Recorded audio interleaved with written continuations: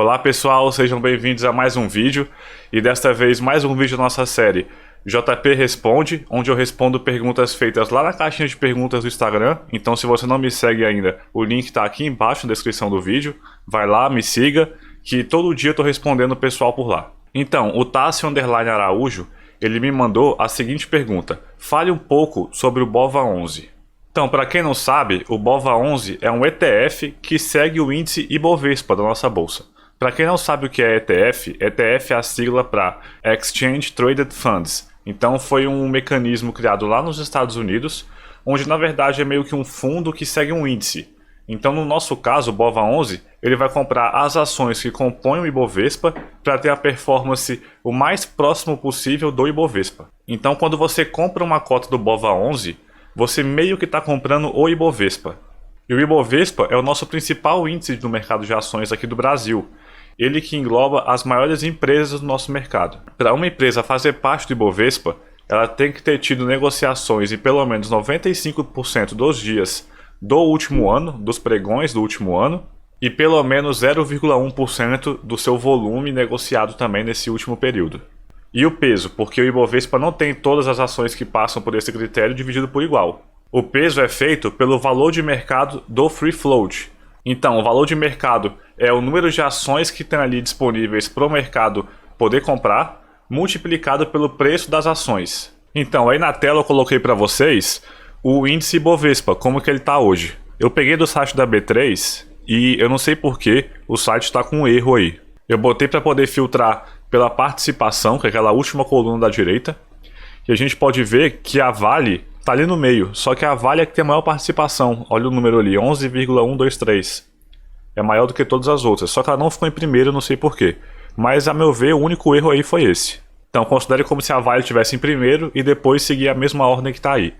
Então esse é um índice de participação, seria a Vale em primeiro, Itaú em segundo, B3 em terceiro, depois Petrobras, Bradesco, aí Petrobras de novo, só que a primeira posição ali são as ações preferenciais e depois vem as ordinárias, Magazine Luiza, Ambev, WEG e assim por diante. São mais de 70 empresas que compõem o índice. E agora a carteira do BOVA11, a carteira do ETF em si.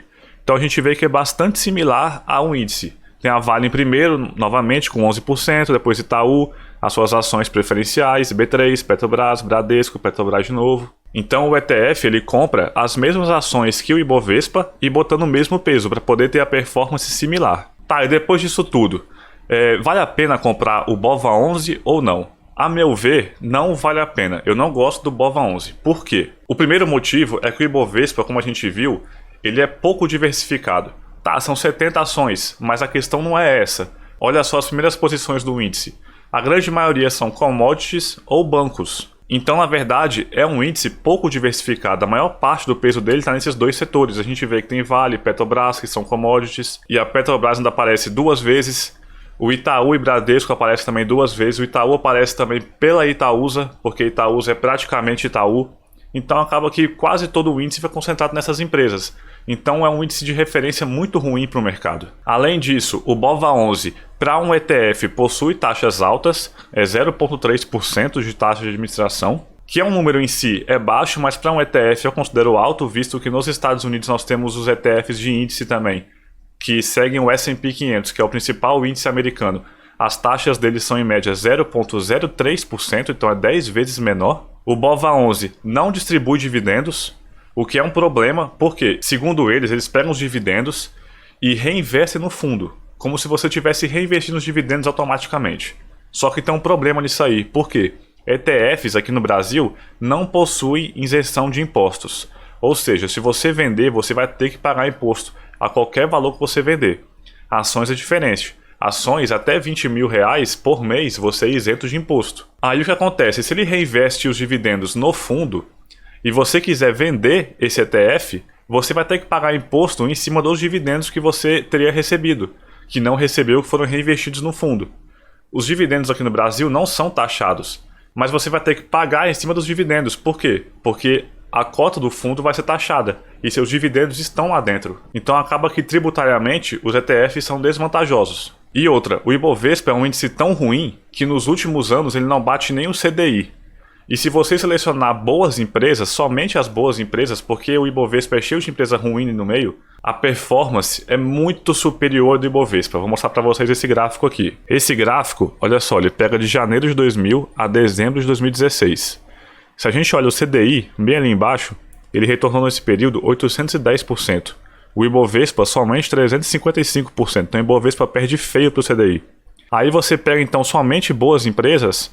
Olha aqui, Itaú, Metal Leve, Ultrapar, Ambev, Lojas Renner, Engie, WEG, Raia Drogasil. Elas performaram muito acima do Ibovespa, muito acima mesmo.